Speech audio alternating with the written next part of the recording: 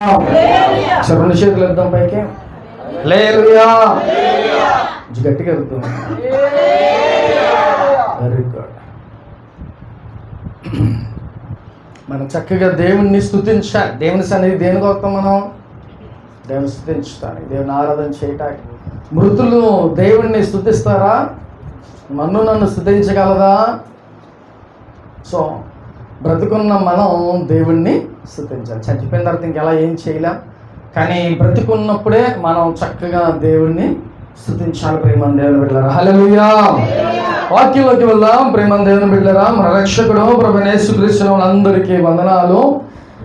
Bible తీసినట్లయితే కీర్తనల గ్రంథం 33వ అధ్యాయం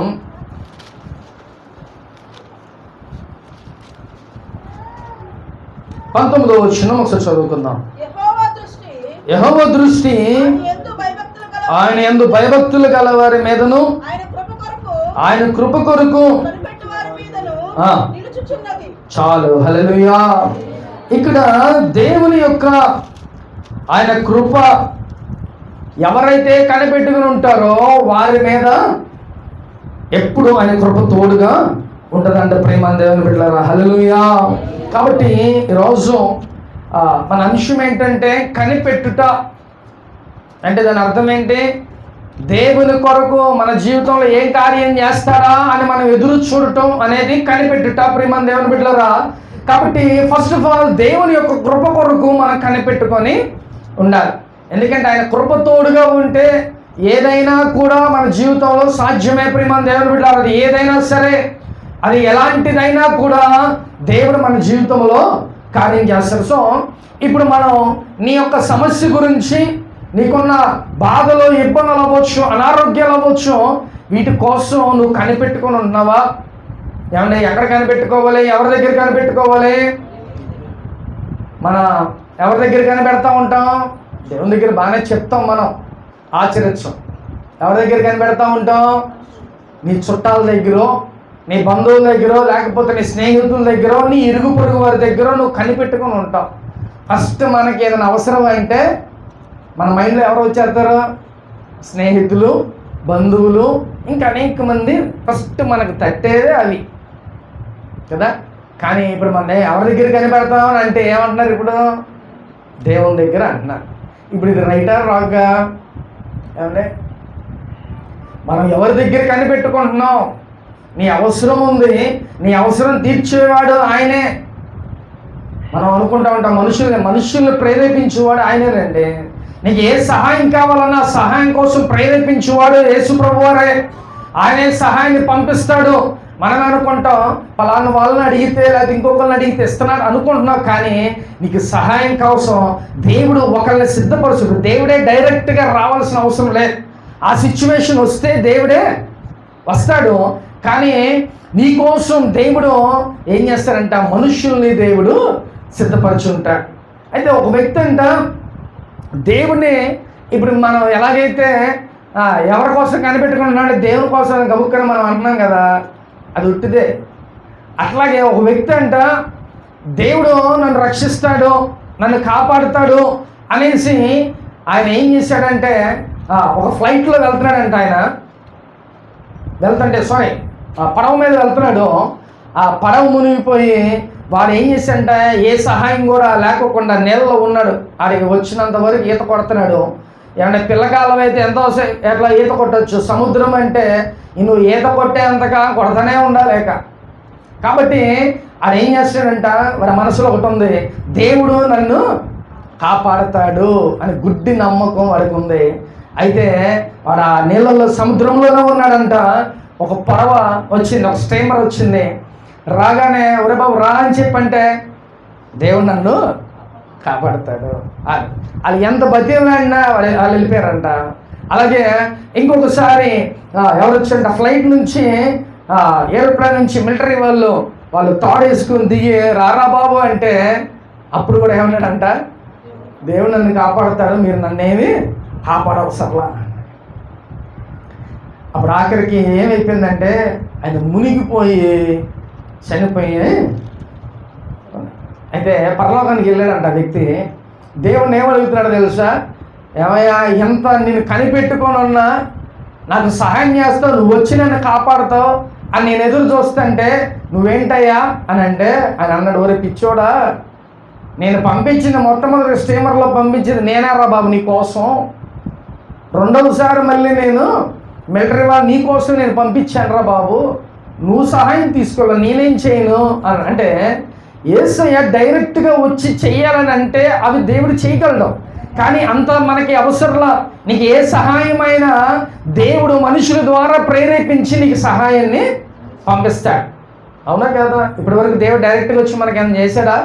చేయలే. ఆయన మనుషుల ద్వారా, దేవుడు లేకపోతే ఆయన దూతల ద్వారా మనకి సహాయాన్ని పంపిస్తాడు. అనేకమైన కొన్ని యాక్సిడెంట్స్ ఎలాగంటే అది మనం చచ్చిపోవాలి అనుకున్నది మనం బయటపడ్డాం అనే విషయాలు కొన్ని ఉంటా ఉంటాయి. అప్పుడు దేవుని దూతలు ఏం చేస్తాయంటే మనల్ని, అవి మనకి అవి ఇన్విజిబుల్ అంటే అవి కనపడవు, అవి ఇన్విజిబుల్ అంటే ఇన్విజిబుల్గా ఉంటాయి. కానీ అవి ఏంటంట కనపడకోకుండా మన కంటికి కనపడవు. కాబట్టి ప్రియమైన దేవుని బిడ్డలారా, దేవుడే ఆయన సహాయాన్ని మనుషుల ద్వారా మనకి పంపిస్తూ ఉంటాడు. కాబట్టి ఇప్పుడు నువ్వు ఎవరి కోసం కనిపెట్టుకుని ఉండాలి? దేవుని కోసం, ఆయన సహాయం కోసం, ఆయన కృప కోసం నువ్వు కనిపెట్టుకొని నువ్వు ఉండాలి. ఈరోజు అంత కనిపెట్టుకునే ఓర్పు సహనం మనకుందా ప్రియమైన దేవుని బిడ్డలారా? ఏమండి ఈ రోజుల్లో మనకుందా? ఇప్పుడు ప్రార్థన చేస్తే సాయంత్రానికి అయిపోవాలి మన కార్యం, లేదా ఇప్పుడు ప్రార్థన చేస్తే రేపు అయిపోవాలి.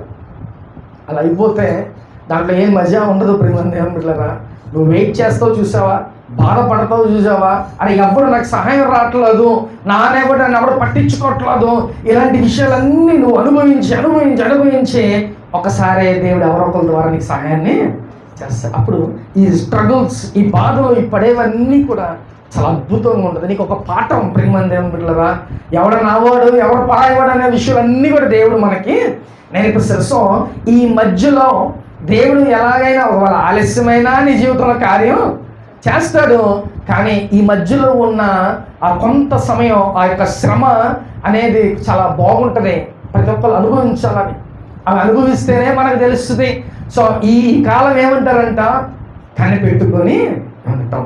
దేవుడే మన జీవితంలో కార్యం చేయాలి అని నువ్వు దేవుని దగ్గర కనిపెట్టుకొని నువ్వు ప్రార్థన చేయాలి ప్రియమైన దేవుని బిడ్డ. హల్లెలూయా. బైబిల్ గ్రంథంలో రాజులు అనేక మంది యుద్ధాలకు వచ్చినప్పుడు ఇతర దేశం అంటే దేవుని యొక్క ప్రజలకి అన్నిలో అనేక మంది ఆ సైన్యం ఎదురు వస్తే వాళ్ళు ఏం చేస్తారు తెలుసా? రాజులు మొట్టమొదటిగా వెళ్ళిపోయి దేవుని దగ్గరికి వెళ్ళి కనిపెట్టుకొని ప్రార్థన, నువ్వు తప్ప ఇక మాకు సహాయం చేసేవాడు అప్పుడు లేడు ప్రభువా అని కనిపెట్టి వాళ్ళు దేవుని దగ్గర కనిపెట్టుకొని వాళ్ళు ప్రార్థన చేయగా వీళ్ళు ప్రార్థన అయ్యేసరికి అక్కడ యుద్ధాన్ని వాళ్ళు జయించేసేవాళ్ళు ప్రియమైన దేవుని మీద. కాబట్టి నువ్వు ఎక్కడ కనిపెట్టుకోవాలంటే దేవుని పాదాల సన్నిధిలో నువ్వు కనిపెట్టుకోవాలి. ఆయన పాదాలు మనం వెతకాలి. అందుకని మనం ఎక్కడెక్కడో వెతుకుతున్నాం, అలా వెతకొద్దు దయచేసి. ఎక్కడ వెతకాలంట?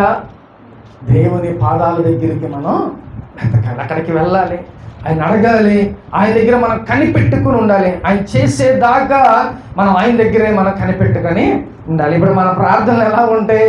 ఉట్టుది ప్రార్థనలో మనం ఉపవాసం ఉంటాం, ఈ కార్యం జరిగేంత నేను ఉపవాసం ఉండగా నా కార్యం జరిగిపోద్ది అని మనం అనుకుంటాం. ఆ ఒక్క పూట ఉండగానే ఆ రోజు జరగకపోతే ఇంక మళ్ళీ కాముగా మళ్ళీ సాపు మడత పెట్టి పక్కన పెట్టేస్తాం. ఏమంటే ఏది నీ విశ్వాసం? ఎక్కడ అంటే నువ్వు దేవుని ఇంకా ముందుకు వెళ్ళాలి, ప్రభావ నువ్వు చేసేంతవరకు నేను ఇక లెగనెక్కడి నుంచి అనే ప్రార్థన మనకుంటే దేవుడు నీ ఆసక్తిని, నీ కసిని, లేకపోతే నువ్వు కనిపెట్టుకునే విధానాన్ని చూసి దేవుడు నీ జీవితంలో కార్యం చేస్తాడు. సో మనం ఇప్పుడు ఎక్కడ కనిపెడుతున్నాం? ఎంతసేపు దేవుని దగ్గర కనిపెడుతున్నాం? ఒకసారి మీరు జ్ఞాపకం చేసుకోండి ప్రియమైన దేవుని బిడ్డలారా. దేవుని దగ్గర కనిపెట్టుకోమని దేవుడు ఈరోజు మాట్లాడుతున్నాడు. అందుకనే దేవుడు ఒక మంచి మాట చెప్తున్నాడు, మనుషులు నమ్ముట కంటే యెహోవాను ఆశ్రయించుట మేలు. మనుషులు ఏం చేస్తారంట? మనల్ని నమ్మించి మోసం చేస్తారు, మనకు ద్రోహం చేస్తారు, ఇంకా అనేకమైన చేస్తారు. కన్నా దేవుడు ద్రోహం చేసేవాడా? ఆయన యథార్థవంతుడు, ఆయన మాటిస్తే తప్పే దేవుడు కాదు. ఆయన నమ్ముకోండి. దేవుణ్ణి నమ్ముకోండి. మనుషులు ఎట్టి పరిస్థితుల్లో మనం నమ్ముకోవద్దు. ఓన్లీ దేవుని వైపే నువ్వు కనిపెట్టుకొని ప్రార్థన చేయి. నీదే అవసరం ఉన్నా నువ్వు చేతులెత్తి దేవుని దగ్గర, ప్రభువా నువ్వు సహాయం చేయ, ప్రభువా నువ్వు నాకు సహాయం చేయకపోతే నా వల్ల కాదు డాడీ అని నువ్వు ప్రార్థన చేస్తే దేవుడు ఆయన కనుదృష్టి నీ మీద ఉంటుంది. ఇప్పుడు మనం చదువుకున్న కీర్తనలో ప్రతీది కూడా దేవుడు మనల్ని అబ్జర్వ్ చేస్తానే ఉన్నాడు. అవునా కదా? నువ్వు కూర్చునుట, నుంచునుట, లేకపోతే నువ్వు వెళ్ళే ఆ మార్గం, నువ్వు నడక పడక, ప్రతీది హీ ఈజ్ అబ్జర్వింగ్ మై. దేవుడు మనల్ని అబ్జర్వ్ చేస్తున్నాడు. కాబట్టి నువ్వేం చేయాలంట? జాగ్రత్తగా ఈ లోకంలో నువ్వు ఉండాలి. ఇప్పుడు నీకు ఏ అవసరం అయితే నువ్వు మొట్టమొదటిగా ఎవరి దగ్గరికి వెళ్తున్నావు అనేది కూడా దేవుడు చూస్తున్నాడు. నువ్వు దేవుని దగ్గర కనిపెట్టుకో. దేవుని దగ్గర భారం కలిగి నువ్వు ప్రార్థన చేయి. అది ఏదైనా సరే దేవుడు మనకు సహాయాన్ని అందిస్తాడు. ఇక ఇది మనకు అబద్ధం, ఇక ఇది అయిపోయింది మన పని అని అనుకుంటాం. కానీ ఆ సమయంలోనే దేవుడు నీకు సహాయాన్ని పంపిస్తాడు. మన దేవుడు ఎన్నోసార్లు మనం ఆ టేస్ట్ చూసాం, ఆ రుచి చూసాం. మన జీవితంలో అది ఎంత ఆలస్యమైన అవని, అది ఎంత ప్రమాదకరమైన అవని దేవుడు మన జీవితంలో చేస్తానే ఉన్నాడు అన్నీ. అవునా కదా? ఏమంటే ఆఖరి క్షణాల్లో అద్భుతాలు దేవుడు మన జీవితంలో చేస్తున్నాడు. కానీ ఈ లోపే మనం కంగారు పడిపోతూ ఉంటాం. లేకపోతే అమ్మో జరగలేదేంటో అని మనం కంగారు పడిపోతూ ఉంటాం. కానీ దేవుని పాదాలు విడిచిపెట్టమాకు. దేవుని దగ్గర కనిపెట్టుకొనుట అది గొప్ప వరం. దేవుని దగ్గర కనిపెట్టుకుంటే చాలా గొప్ప వరం. ప్రేమ దేవుని బిడ్డలారా, అలా దేవుని పాదాల దగ్గర నువ్వు అలవాటు పడ్డావా? మనుషుల దగ్గర ఎక్కడ కూడా నువ్వు వెళ్ళవు. దేవుని దగ్గరికి నీ ఏ అవసరమైనా, అది చిన్నదవ్వచ్చు పెద్దదవ్వచ్చు, నువ్వు దేవుని దగ్గరికి నీ ఫస్ట్ ప్రాబ్లం ఏదైనా రాని నువ్వు మొట్టమొదటిగా దేవుని పాదాల దగ్గరికి వెళ్తావు. అది నేర్చుకో. నువ్వు చనిపోయేంత వరకు ఆ పద్ధతి నువ్వు పాటించు. దేవుడు నీ జీవితంలో ఎప్పుడు కార్యాలు చేస్తారనేది అలక్ష్యం చేయడం. దేవుడు ఎప్పుడు ఆయన నమ్ముకున్న వాడు ఎన్నటికీ ద్రోహం చేసేవాడు కాదు. ప్రేమ దేవుడు కూడా నీ నమ్మకాన్ని ఎప్పుడు కూడా ఆయన చేయడు. ప్రేమ దేవుడు కూడా హల్లెలూయా. కాబట్టి ఈరోజు దేవుడు ఏం మాట్లాడతాడంటే కనిపెట్టుకొని నువ్వు ప్రార్థన చేయి. ఇప్పుడు ఆయన కృప కోసం మనం ప్రార్థన చేయాలి కనిపెట్టుకొని. లేకపోతే నీ అవసరాల కోసం నువ్వు ప్రార్థన చేయాలి. లేకపోతే దేవుడు ఎదగడానికి నువ్వు ప్రార్థన చేయాలి. ఇంకా అనేకమైన విషయాల గురించి దేవుని పాదాల దగ్గర నువ్వు కనిపెట్టుకొని ప్రార్థన చేయాలి. ప్రియమైన దేవుడా, నా భవిష్యత్తు ఏంటి ప్రభువా అని నువ్వు ప్రార్థన చేస్తున్నావా? లేకపోతే నాకు పని లేదు, ఎక్కడ ప్రార్థన చేయాలి? ఎవరిని అడగాలి? నువ్వు దేవుడిని అడగాలి. దేవుడే ప్రొవైడ్ చేస్తాడు మనకన్నీ. అర్థమవుతుందా? అది పని అవ్వచ్చు, డబ్బులు అవ్వచ్చు, ఏదైనా నా దేవుడే అది సమకూరుస్తాడు. సో నీకు ఏ అవసరం, చిన్నది అవ్వచ్చు పెద్దది అవ్వచ్చు, ఏదైనా కూడా నువ్వు దేవుని పాదాల దగ్గరికి వచ్చి అడగటం నువ్వు అలవాటు చేసుకో, కనిపెట్టుకో. దేవుడు చక్కగా నీ జీవితంలో కార్యాలు దేవుడు చేస్తారు. ప్రేమ దేవుడు హల్లెలూయా. కాబట్టి ఇప్పుడు ఫస్ట్ ఆఫ్ ఆల్ ఏం చేయాలన్నాడు దేవుడు? ఆయన కృప కోసం ఆయన కనిపెట్టుకొని ప్రార్థన చేయమన్నాడు. ఇప్పుడు కనిపెట్టుకొని మనం ఆయన కృప కోసం మనం ప్రార్థన చేయాలి. ప్రేమ దేవుని బిడ్డలారా హల్లెలూయా. కాబట్టి చూద్దాం, 21వ వచనం చదువుకుందాం. మన ప్రాణము యెహోవా కొరకు కనిపెట్టుకొనుచున్నది, ఆయనే మనకు సహాయము, మనకు కేడమునై ఉన్నాడు. చాలు, హల్లెలూయా. నా ప్రాణము ఆయన కొరకు కనిపెట్టుకొని ఉంటాడు, ఆయన సహాయం కోసం. లేకపోతే ఆయన కొరకు, ఆయన కృప కొరకు మనం కనిపెట్టుకొని ఉండాలి. దావీదు దేవుని కోసమే, ఆయన పెద్ద రాజు, 40 సంవత్సరాల పాటు ఇజ్రాయేల్ ప్రాంతాన్ని ఆయన పరిపాలించాడు, దేశాన్ని. ఆయన ఎప్పుడు కూడా మనుషుల మీద ఆయన ఆధారపడలా. ఎప్పుడు కూడా ఆయన ఎవరి మీద ఆధారపడ్డాడంట? దేవుని మీదే ఆధారపడి ఉన్నాడు. అంత పెద్ద రాజ్యాన్ని, ప్రజల్ని, సైన్యాన్ని నడిపించడానికి కావలసిన జ్ఞానం అంతా దేవుని దగ్గరే కనిపెట్టుకొని ఆయన పొందుకున్నాడు. ప్రేమ దేవుడా, అందుకని ఆయన ఏమడుగుతున్నాడంట? ప్రభువా, నేను నా ప్రాణం నీ కొరకు కనిపెట్టుకుని ఉంది, నా సహాయం నువ్వే, నా కేడము కూడా నువ్వే. ఇప్పుడు మన సహాయం కూడా ఎవరంట? ఆయనే. కాబట్టి నీ సహాయం ఎప్పుడైతే నీకు ఏ సహాయం కావాలో మొట్టమొదటిగా దేవుని దగ్గర కనిపెట్టుకొని ప్రార్థన చేయటం అలవాటు చేసుకోండి. మనుషుల దగ్గర కాదు. అర్థమవుతుందా? నీలో నువ్వు బాధపడిపోమాకు, నీలో నువ్వు కృంగిపోమాకు. నీకు రావటమే బాధ, నువ్వు దేవుని దగ్గరికి వెళ్ళిపో. చక్కగా నీకు నువ్వు ఎక్కడున్నా ఏ ప్లేస్లో ఉన్నా కూడా మోకరించి ప్రార్థన చేయి. దేవా నాకు సహాయంగా రండి ప్రభువా, నా సహాయం నువ్వే, ఆ కేడము నువ్వే ప్రభువా, దయచేసి నాకు సహాయంగా రండయ్యా నువ్వు ప్రార్థన చేస్తే ప్రేమ దేవుని బిడ్డ మనుషులు కనికరించకపోవచ్చు కానీ నా దేవుడు నేను కనికరించేవాడు. ప్రేమ దేవుని బిడ్డ ఆయనకి సహాయంగా వస్తాడు, ఆయనకి సహాయం చేస్తాడు. కాబట్టి దేనికి కూడా నువ్వు భయపడాల్సిన అవసరం లేదు. దేవుడు సహాయం చేస్తాడు. రెండు చేతులు పైకెత్తి దేవా నాకు సహాయంగా రండి ప్రభువా అని ప్రార్థన చేస్తే మనుషులు ఎగతాళి చేస్తారు, కానీ నా దేవుడి మటుకి నీకు సహాయం వెంటనే చేస్తారు. ప్రేమ దేవుడు కానీ మన మనుషుల్ని నమ్ముతున్నాం, దేవుడు నమ్మట్లా. సహాయం చేసేవాడి వైపు మనం చూడట్లా, కానీ మనుషుల వైపు మనం చూస్తున్నాం. అదే మన దౌర్భాగ్యం. ప్రేమ దేవుని మీద నువ్వు దేవుని వైపు చూడు.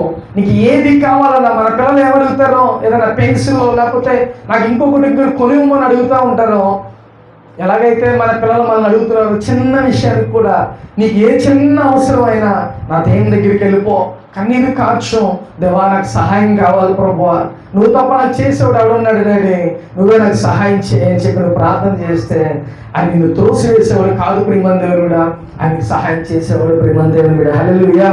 కాబట్టి ఆయన ఎవరు నమ్ముకుందంట, ఆయన ప్రాణం దేవుణ్ణి నమ్ముకొని ఉంది.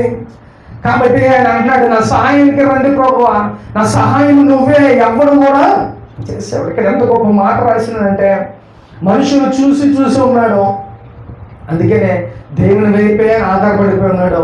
దేవా నువ్వే నాకు సహాయం ప్రభు, ఎవరు నాకు సహాయం చేసేవాళ్ళు లేరు ఈ లోకంలో అని ఆయన ప్రార్థన చేస్తున్నాడు. ఈరోజు నువ్వు కూడా ఏ సహాయం అయినా నువ్వు చేతులెత్తి దేవుని వైపు ప్రార్థన చేయి, దేవా నువ్వే నాకు సహాయంగా ఉండండి ప్రభు, ఏమన్నా ఎలాంటి ఇబ్బంది అయినా కూడా నాకు సహాయం పంపించండి డాడీ, నా సహాయకుడు నువ్వే అని ప్రార్థన చేస్తే దేవుడు ఇమీడియట్గా నీకు సహాయాన్ని పంపిస్తారు. కానీ మనం మనుషుల మీద ఆధారపడటం వలన ఏం చేస్తాం, మనకి డిలే అవుతూ ఉంటుంది ఆ సహాయం. నువ్వు దేవుని దగ్గర ఎప్పుడైతే ఇమీడియట్గా నీకు సహాయం కావాలో వెళ్ళిపోయి నువ్వు మోకరించి ప్రార్థన చేయి, దేవుడు నీకు సహాయాన్ని పంపిస్తాడు. ప్రేమ దేవుని మీద హల్లెలూయా. హిజ్కియా కూడా ఆ రోజు దేవుడు యుద్ధానికి అషూరు రాజును దండెత్తి వస్తే కొన్ని లక్షల మంది వస్తారు దండెత్తి, కానీ ఇక్కడ హిజ్కియా పక్షాన్ని ఎంతమంది ఉన్నారో కొన్ని లక్షల మంది, కానీ అటు అంతకు మించి చాలా మంది కొన్ని లక్షల మంది వచ్చి ఉన్నారు. కానీ ఈ మాట ఎప్పుడైతే తెలిసింది హిజ్కియాకి ఏం చేశాడో తెలుసా, తన బట్టలు చింపుకొని తన ప్రార్థన గదిలోకి వెళ్ళిపోయి ఆయన కన్నీరు కాచి ప్రార్థన చేస్తాడు, ప్రభువా ఈ యుద్ధం నాది కాదు ప్రభువా, నేనైతే జయించలేను, నువ్వే నాకు యుద్ధాన్ని చేయి, సహాయాన్ని పంపించయ్యా అనగానే దేవుడు ఏం చేశాడు తెలుసా, సింపుల్ ఒక దూతను పంపించి 180,000కి పైగా అక్కడ ఉన్న సైనికుల్ని దేవుడు హతమార్చి చేశాడు. ఆయన అక్కడికి వెళ్ళిపోయాడంట. మాట వార్త ఎప్పుడైతే తన యొక్క సహాయకుడు తన పనివాడు ఎవరైతే ఆ మాట చెప్పగానే ఆ మాట ఎప్పుడైతే విన్నాడో వెంటనే ఆయన వెళ్ళిపోయి గదిలోకి వెళ్ళి ప్రార్థన చేయటం ప్రారంభించి అలవాటు మనకుందా ప్రేమ దేవుని బిడ్డలారా? అసలు మనకి ఏ సహాయం కావాలని ఆయనే చేశారు. ఇది రిమెంబర్ చేసుకోండి, అది ఏదైనా కూడా ఆయనే చేయాలి. మనం మనుషులు చేస్తున్నాం అనుకుంటున్నాం, వాళ్ళ చేత చేయించేవాడు ఆయన. కాబట్టి ఫస్ట్ నువ్వు వెళ్ళాల్సిందే ఆయన దగ్గరికి వెళ్ళు. ఆయన దగ్గరికి వెళ్తే ఆయన మోసం చేసేవాడు కాదు ప్రేమ దేవుడు, నేను చేయను అని అనేవాడు కూడా కాదు, సహాయం చేస్తాడు నా దేవుడు. కంపల్సరీగా ఆయన దగ్గరికి వెళ్ళండి. ఎప్పుడైనా సరే నీకు ఆపద అని నీకు తెలియగా నేను ఫస్ట్ దేవుని దగ్గరికి వెళ్ళిపో, కన్నీరు కాచి ఆయన దగ్గర చెప్పు. ఎందుకంటే ఈ భూమిని ఆకాశాన్ని సమస్తాన్ని సృజించిన వాడు ఆయన. నీ సమస్యలు అయ్యో పెద్ద విషయం కాదు ఆయనకి, ఆయనే దేవుడు విడిపించి గొప్పగా నిన్ను ఆశీర్వదిస్తాడు ప్రేమ దేవుడు హల్లెలూయా. కాబట్టి దావీదు ఏమన్నాడంటే నా ప్రాణం ఆయన కొరకు కనిపెట్టుకొని ఉంది. కాబట్టి మనం కూడా ఆయన కొరకు మనం కనిపెట్టుకునే వారిలాగా ఈ లోకంలో ఉండాలి ప్రేమ దేవుడు హల్లెలూయా. చూద్దాం ఒకసారి 37వ కీర్తన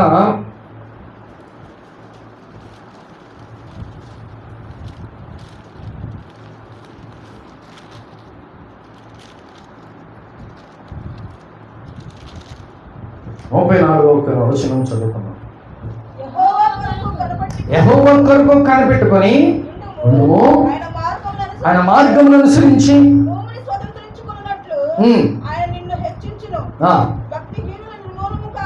చాలు. హల్లెలూయా. ఈ యొక్క వచనంలో దేవుడు 2 విషయాలు చెప్తున్నాడు. యెహోవా కొరకు కనిపెట్టుకొని ఉండుము, ఆయన మార్గమును అనుసరించుము. అంటే దేవుని కొరకు కనిపెట్టుకొని ఉండమని చెప్తున్నాడు. అలాగే భక్తిహీనులు ఎలా ఉంటారో, వాళ్ళు ఎలా నిర్మూలన అవుతారు అనే విషయం కూడా దేవుడు ఈ 2 విషయాలు ఈ వచనంలో మనకు దేవుడు తెలియజేస్తాడు. ఫస్ట్ ఆఫ్ ఆల్, యెహోవా కొరకు కనిపెట్టుకొని ఉండుము, ఆయన మార్గములను అనుసరించుము. అప్పుడు ఏమైందంట, భూమిని స్వతంత్రించుకొని ఆయన నిన్ను హెచ్చించు. ఇప్పుడు దేవుని కొరకు మనం కనిపెట్టుకొని ఉండాలి ఫస్ట్ ఆఫ్ ఆల్. అలాగే రెండవది ఏంటంట, ఆయన మార్గములో మనం నడవాలి. ఇప్పుడు ఈ 2 విషయాలు మనం చేస్తామా? ఏమండి, దేవుని కొరకు కనిపెట్టుకుని ఉండాలి మొట్టమొదటిగా. రెండవది ఏంటంట, ఆయన మార్గములో మనం నడవాలి. ఇప్పుడు మనం సంతోషంగా ఉన్నప్పుడు ఏం చేస్తామండి?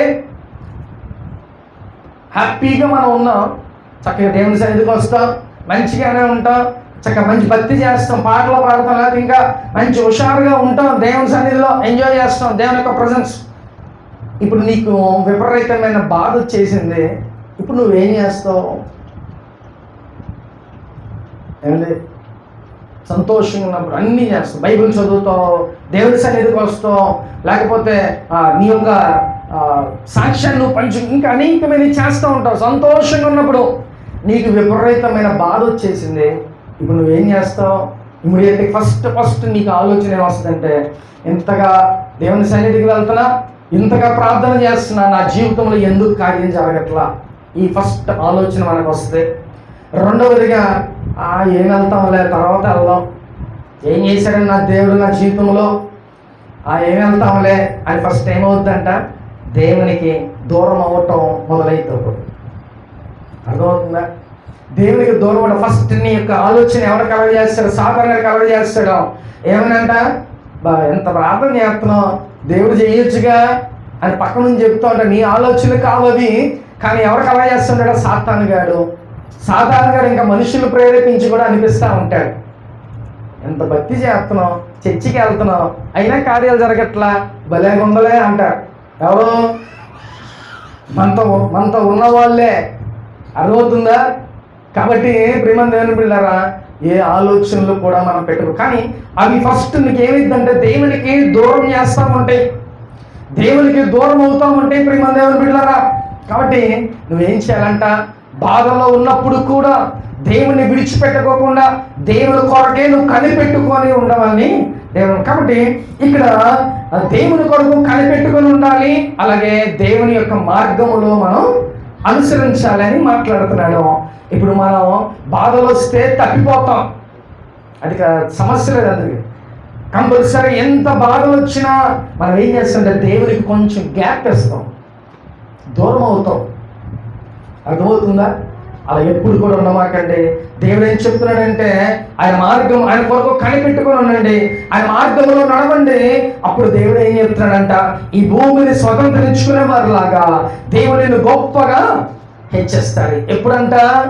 దేవుని కొరకు కనిపెట్టుకొని ఉండటం మూలాన, అలాగే దేవుని మార్గములో నువ్వు నడవటం మూలాన. ఇప్పుడు ఈ దేవుని నడవటం అనే యొక్క కాన్సెప్ట్లో బాధ, సంతోషం, దుఃఖం, ఇంకా అనేకమైనవన్నీ ఉన్నాయి దీంట్లో. సంతోషంగా ఉన్నప్పుడే దేవుని సన్నిధికి రమ్మని చెప్పట్లా, దేవుళ్ళు ఉండమని చెప్పట్లా. బాధలో ఉన్నప్పుడు దేవుని సన్నిధికి రమ్మని చెప్పట్లా. నువ్వు ఎలాగున్నా, ఏ సిచ్యువేషన్స్లో ఉన్నా దేవుని సన్నిధిని నువ్వు నడవటం మానొద్దు అని చెప్తున్నాడు. నువ్వు అలాగే ఉంటే ఏమవుతావంట, ఈ భూమిని స్వతంత్రించుకునే వారిలాగా దేవుడు నేను గొప్పగా హెచ్చిస్తాడు. అంటే భూమిని స్వతంత్రించుకోవడం అంటే ఈ భూమిని అంతా నీకు స్వాధీనం పరిచేదని కాదని అర్థం. నువ్వు ఉన్న ప్రాంతంలో నేను ఎవడైతే అంటున్నాడో, నేను ఎవడైతే హేళన చేస్తున్నాడో, నువ్వు ఎక్కడైతే పడిపోయావో అక్కడే దేవుడు నిన్ను గొప్పగా నిలబెడతాడు. అది దాని అర్థం ప్రేమ దేవుని మీద.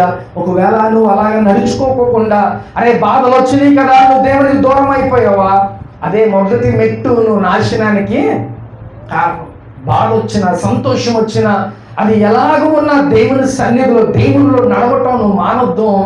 దేవుడు ఆలస్యం చేస్తాడు, కానీ అద్భుతం మటుకి జరిగేస్తాడు. అర్థమవుతుందా? నీకు సహాయం ఎప్పటికైనా అందిస్తాడు దేవుడు. కానీ కొంత ఆలస్యం మటుకి దేవుడు చేస్తాడు. ఎందుకనంటే మన జీవితంలో కొన్ని మనం నేర్చుకోవాలనే దేవుడు కొంత ఆలస్యం చేస్తాడు తప్ప అద్భుతం మటుకి కంపల్సరిగా నీ జీవితంలో దేవుడు చేస్తాడు. ప్రియమైన దేవుని బిడ్డ, హల్లెలూయా. కాబట్టి ఇప్పుడు నువ్వు ఆశీర్వదించబడాలి అని అంటే ఏం చేయాలి? దేవుని దగ్గర కనిపెట్టుకో.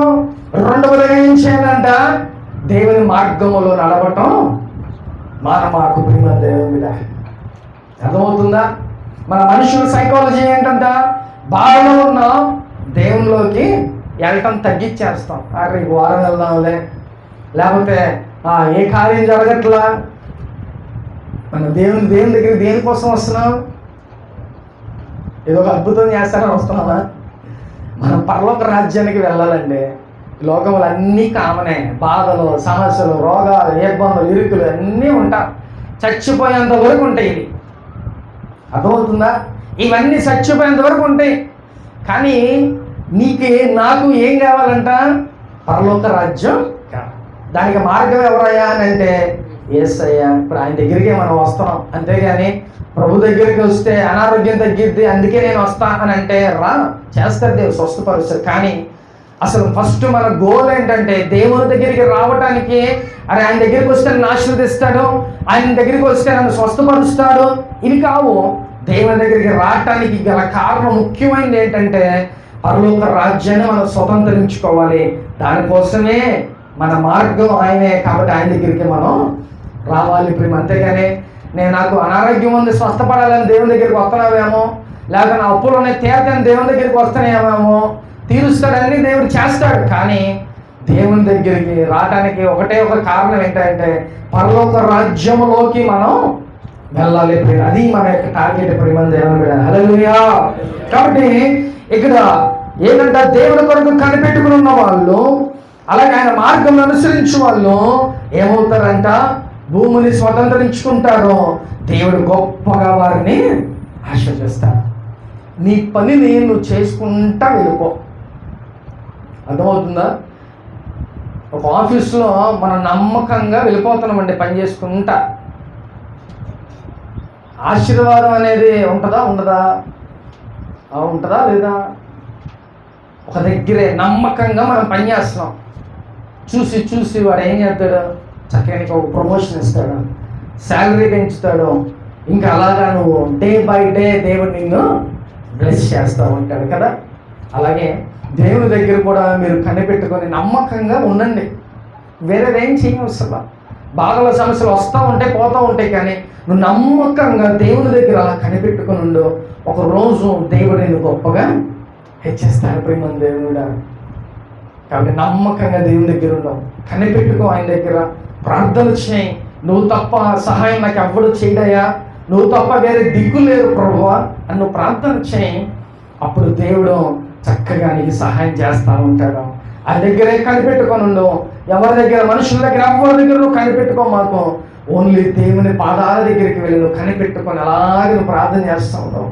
దేవుని జీవితంలో గొప్ప అద్భుతం చేస్తాడు ప్రేమ. ఇక్కడ యెహోవా కొరకు కనిపెట్టుకుని వారు ఎలాంటికంట ఆయన మార్గమును అనుసరించేవారు భూమిని స్వతంత్రించుకొని గొప్పగా వారిని ఆశీర్వదిస్తారు అంటున్నాడు. కాబట్టి కనిపెట్టుకో.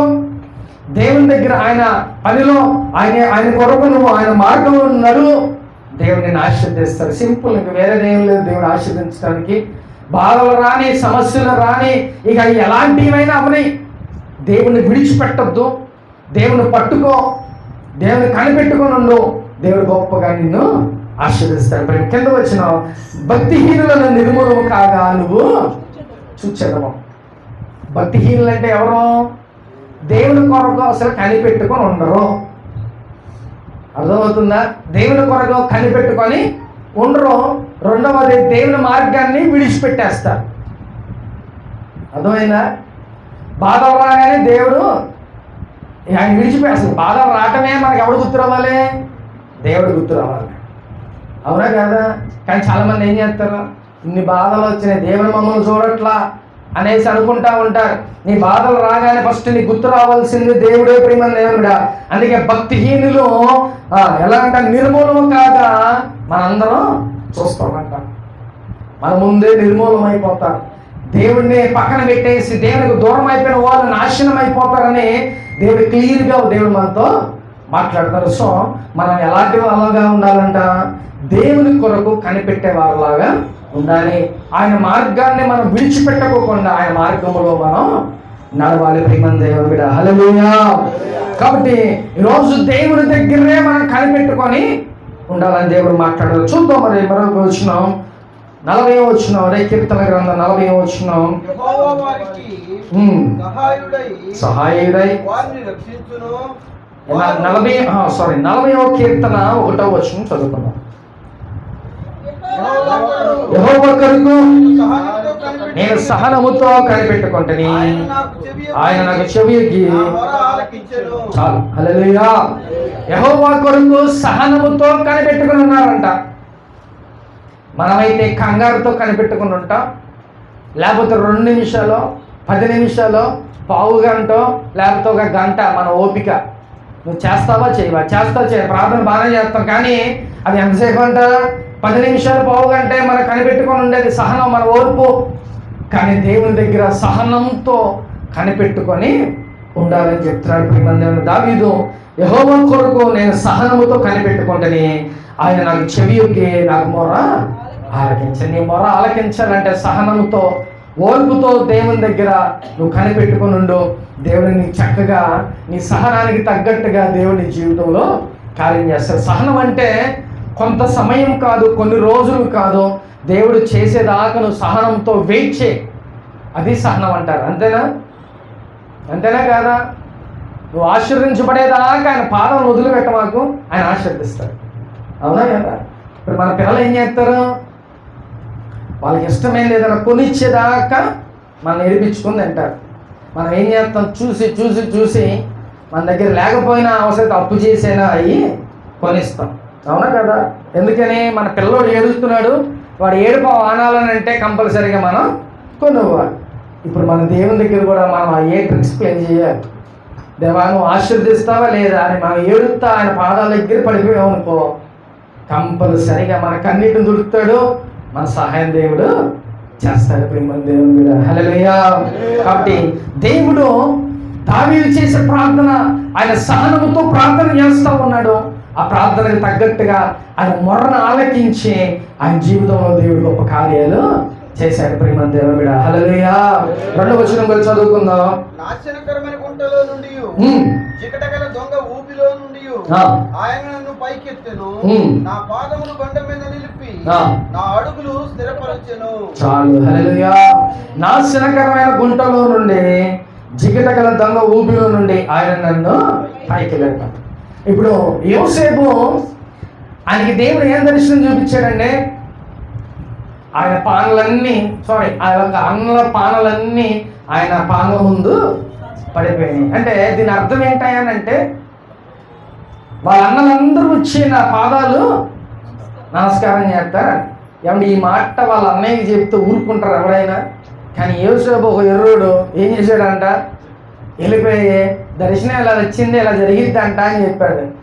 ఇప్పుడు వాళ్ళు ఏమైపోయిందంట? ద్వేషం, కోపం వచ్చేసి ఏం చేయాలి? ఒకరోజు ప్లాన్ చేశారు, మనవాడికి స్కెచ్ చేసి ఏం చేశారంట?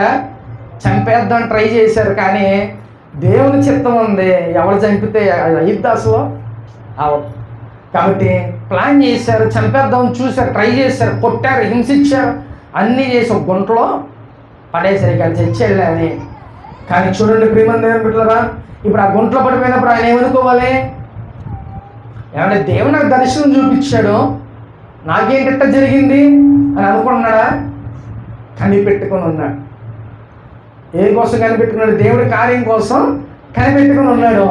ఇప్పుడు ఆ కార్యం జరిగేదాకా ఆయన ఏం చేయాలంట? కనిపెట్టుకొనే ఉండాలి. ఇప్పుడు గుంటలో పడేశారు, దర్శనం చూపించాడు దేవుడు, చూపించిన కొద్ది రోజులకి ఆయన గుంటలో పడ్డాడు. ఇప్పుడు ఏమనుకోవాలి? గుంటలో ఉండే అబ్బా ఏం చూపించావయ్యా దర్శనం ఇదా అని అనుకోవాలిగా. అనుకోవాలి. ఆయన గుంటలోంచి పైకి లేచి ఎవరికి అమ్మేశారంట? ఐగుప్తులకి, రాజుకి అమ్మేశారు. ఆ రాజుకి అమ్మేసిన తర్వాత ఆయన వెళ్ళిపోయి ఎక్కడికి వెళ్ళాడంట? ఆ దేశంలో ఒక బానిసగా, ఒక పనివాడిగా వెళ్ళాడు. అక్కడ కూడా ఏమైనా అనుకున్నాడా? తండ్రి అల్లారు ముద్దుగా ఆయన్ని పెంచాడు. ఎందుకంటే చిన్నోడు కదా అని అల్లారు ముద్దుగా ఆయన్ని పెంచారు. ఇప్పుడు ఆయన ఎక్కడ ఉన్నాడంట? ఆ దేశంలో ఆయన ఒక పనివాడిగా వెళ్ళాడు. ఇప్పుడు పనివాడిగా వెళ్ళినప్పుడు పని చేసుకునేటప్పుడు కూడా ఏమనుకోవాలి ఆయన? ప్రభువా, ఇదేంటయ్యా నన్ను గొప్పగా ఆశీర్వదిస్తానన్నావు, నా అన్నలందరూ వచ్చి నా పాదాల ముందు పడతారని నువ్వు చూపించావు, ఇదేంటయ్యా అని అనుకోలేదు. ఆయన కని పెట్టుకొని సరే ఏం పర్లా, పనివాడిగా వచ్చే పని చేయటమే, ఆ పైన ఆయన చేసుకుంటా ఉన్నాడు. అలాగే అక్కడ నిందలు, అవమానాలు, జైల్లో ఉన్నాడు. జైల్లో ఉండి కూడా ఏమనుకోలా, జైల్లో ఉండి కూడా అరే నాకేంటి గతి అని అనుకోలా. కని పెట్టుకొని దేవుని కార్యం కోసం ఆయన వెయిట్ చేస్తూ ఉన్నాడు. ఇప్పుడు నువ్వు కూడా అరే ఇన్ని బాధలు వస్తున్నాయి, కష్టాలు వస్తున్నాయి ఏంటి, కష్టాలు వస్తున్నాయి ఏంటి అని అనుకుంటున్నావేమో. ఇవన్నీ కనిపెట్టుకొని దేవుని దగ్గర ఉంటావా లేదా, పారిపోతావేమో అని దేవుడు చూస్తున్నాడు.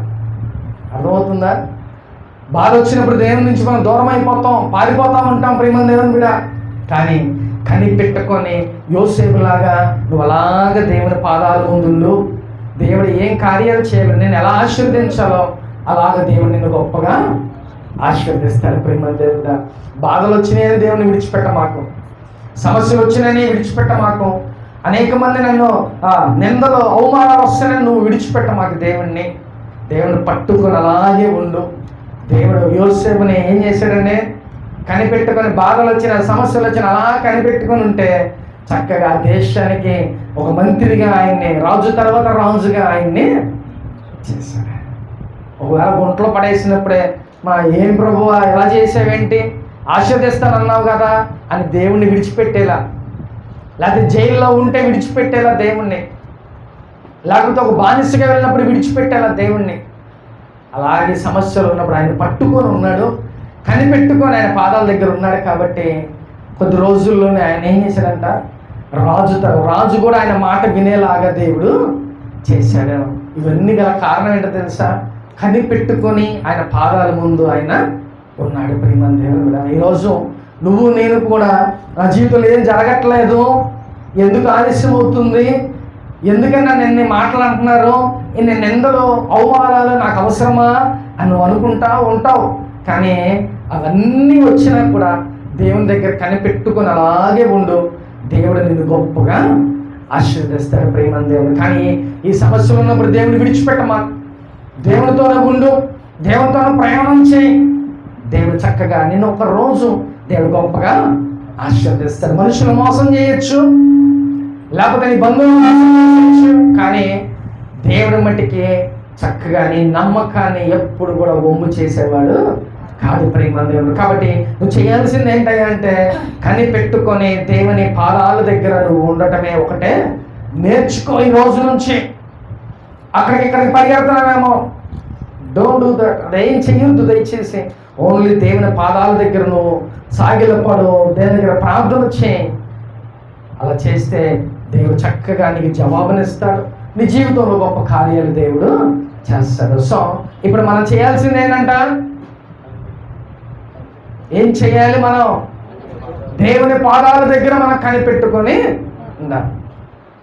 బాధలు ఉన్నాయా, సమస్యలు ఉన్నాయా, ఇబ్బందులు ఉన్నాయా, ఏం పర్లా, అలా కనిపెట్టుకొని దేవుణ్ణి విడిచిపెట్ట మాకు.